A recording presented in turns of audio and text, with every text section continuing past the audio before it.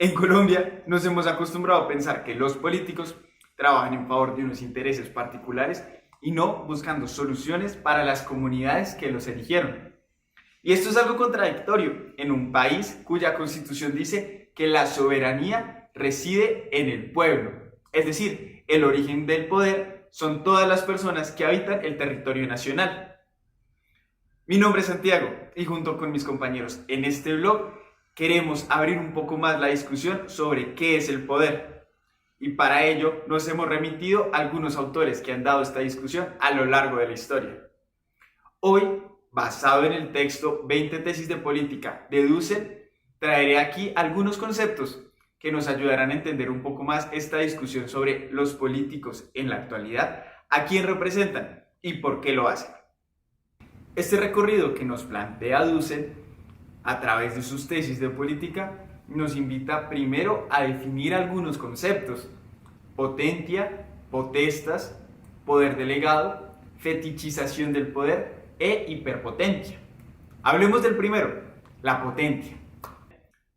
Potentia hace referencia al poder que tiene la comunidad inherente a ella misma, es decir, es un poder inherente al pueblo como última instancia de soberanía. Y para presentarnos un poco este concepto, el autor recuerda cómo los seres humanos naturalmente tenemos una inclinación a vivir en comunidad. Ese llamado a vivir de manera colectiva, él lo denomina voluntad. Y cuando las voluntades, digamos que llegan a puntos en común, se empieza a tejer no solo el sentido de comunidad, sino a originarse el poder político en una base del consenso. Es decir, la convergencia de voluntades por un bien común es lo que vamos a denominar poder político en un sentido mucho más abstracto y general. Es esa solidez, digamos, de la unión de las voluntades lo que generará después la creación de instituciones. Pero aún no vamos ahí. Estamos hablando de la potentia. ¿Qué nos dice entonces la potentia? En resumidas cuentas, que el origen de todo poder es el poder popular, ¿sí? El poder de la comunidad. La comunidad compuesta por hombres y mujeres que en su natural inclinación a vivir en comunidad llevan a acuerdos, a diálogos, a consensos que originan el poder político. Teniendo claro la potentia, podemos ahora hablar de la potestas, que es el poder institucionalizado. Tenemos entonces a la potentia tal vez como el fundamento del poder, pero no hay una materialización del mismo aún, es solo la posibilidad de ser, ¿sí? De construir. Entonces, y nos recuerda tal vez el autor en esta lógica muy historicista del crecimiento de las comunidades humanas, cuando llegamos a un punto, digámoslo numérico, donde hay mucha población, se especializan los deberes y las funciones. Y eso conlleva a la creación de un aparato institucional. Claramente el autor nos habla de cómo un aparato institucional se ha ido refinando por miles de años, los miles de años de humanidad que tenemos, pero como esa potencia, ese poder inherente al pueblo va de alguna manera llevando a la constitución de una potestas, que es ese poder institucionalizado, esa especialización del poder que va a permitir efectivamente actuar de una manera más específica y coordinada en favor de aquellos intereses que llevaron, digamos, a la constitución de la potencia, ¿sí? A aquellas voluntades que llegaron a puntos de consenso con el fin de emprender acciones que favorezcan pues la vida de los participantes de la comunidad. Quedémonos entonces en que la potentia, ese poder inherente al pueblo, es esa fundamentación que permite la constitución de la potestas, el poder institucionalizado. Hablemos ahora entonces de quién va a ejercer ese poder, a quienes se les delegan esas funciones. En el marco de la potestas aparece entonces aquel individuo que ejerce el oficio de la política. Y Dussel nos habla de cómo podemos entender este individuo de dos maneras diferentes. Y esto nos va a recordar un poco la pregunta con la que iniciamos este video. Hay entonces el político por profesión y el político por vocación. Y antes de diferenciarlos, recordemos que en principio el oficio de la política implica un poder delegado.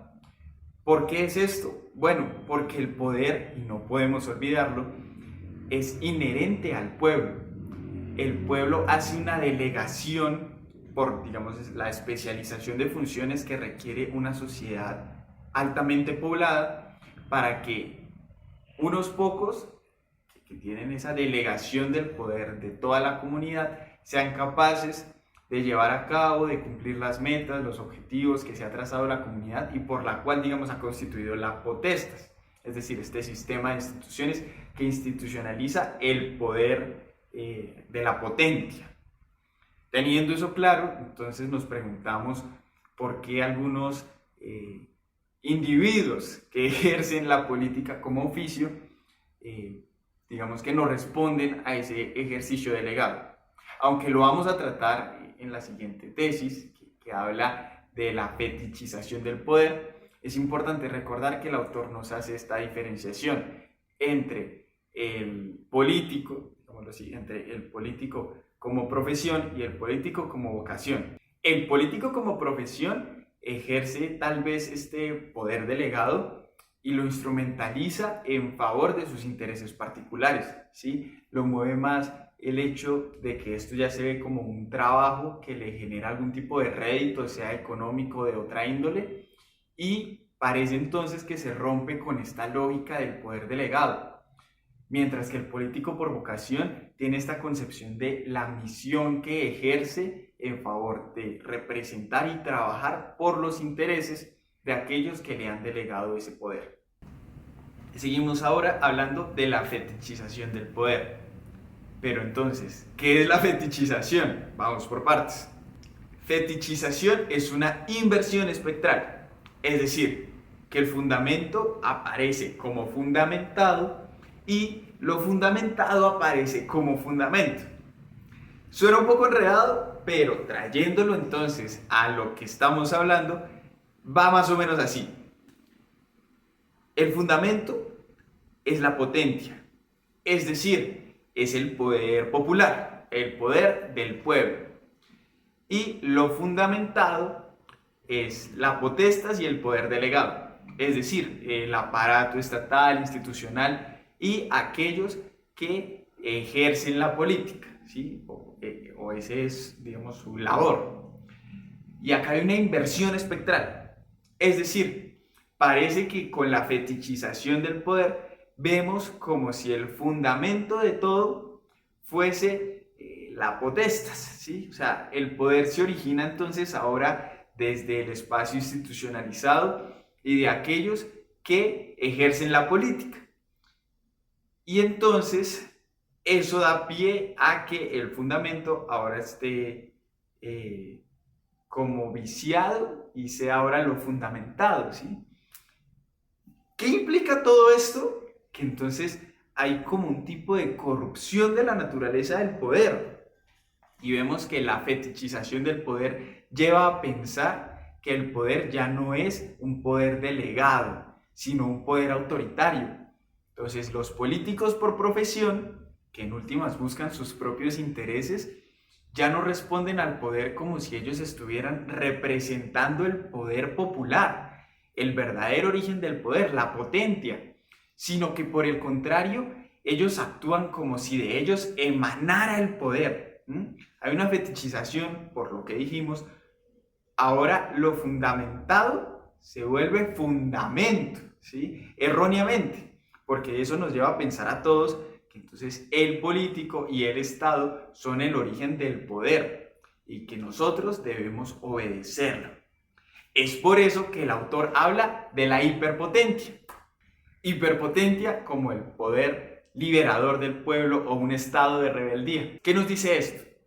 Que hay víctimas de un sistema político que ha fetichizado el poder y que entonces le ha quitado el poder al pueblo, que es el origen del poder, si vamos bien, porque aquellos que tienen un poder delegado, que ahora lo ejercen como poder autoritario, limitan entonces la búsqueda y consecución del bienestar general. porque es que ahora el bienestar general ya no es un fin, sino solo el bienestar particular de aquellos que, fetichizando el poder, ejercen un poder autoritario. Hay víctimas entonces, porque el poder natural que tienen los seres humanos, que han construido en colectividad, no está llegando a sus verdaderos fines.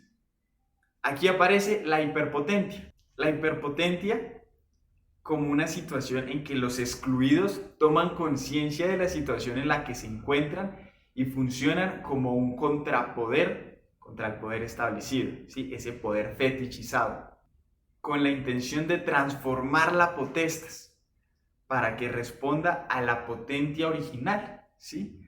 Tratar de contrarrestar esos daños que ha hecho la fetichización del poder. El pueblo entonces aparece como un actor colectivo que se manifiesta a través de la hiperpotencia y que de esa manera busca devolverle al poder su naturaleza original, ¿sí? La del poder popular, la de la potencia en sentido estricto. La hiperpotencia es el poder del pueblo, la soberanía y la autoridad popular que reclama el espacio que le ha quitado la fetichización del poder. ¿A qué les suena todo esto?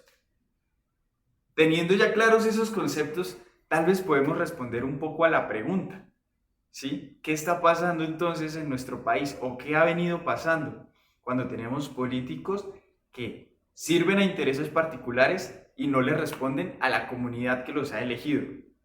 Bueno, podríamos decir entonces, siguiendo los conceptos de Dussel, que se ha desdibujado la potencia, ¿sí? Que a pesar de que en la Constitución formal vemos que se dice que el pueblo es soberano, que el pueblo colombiano es quien tiene el poder, hay un vicio en todo esto. Y la constitución de la potestas del Estado colombiano como ente institucional ha implicado una fetichización del poder por parte de aquellos que ejercen la política como profesión y no como vocación.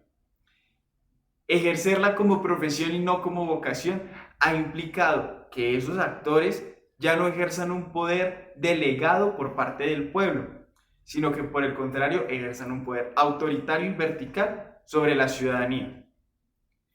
Y esto, en últimas, despierta en el pueblo colombiano esta noción de la hiperpotencia, de esta reivindicación de recuperar al poder, ¿sí? Al ejercicio del poder que hace la potestas, devolverlo a su estado original, a ese acuerdo implícito, a ese consenso entre todos de que el poder político está en función y que debe llevar al bienestar general de todas y todos. Y dejo la pregunta para cerrar: ¿acaso no es eso lo que vimos en el estallido social de los últimos años? Dussel no parece entonces explicar un poco cómo vivimos nosotros los colombianos o cómo percibimos la vida política nacional. Esto amplía un poco más el debate, pero tener estos conceptos nos ayuda un poco más a darlos de manera más profunda. Muchas gracias por su atención y nos vemos en el siguiente autor analizado.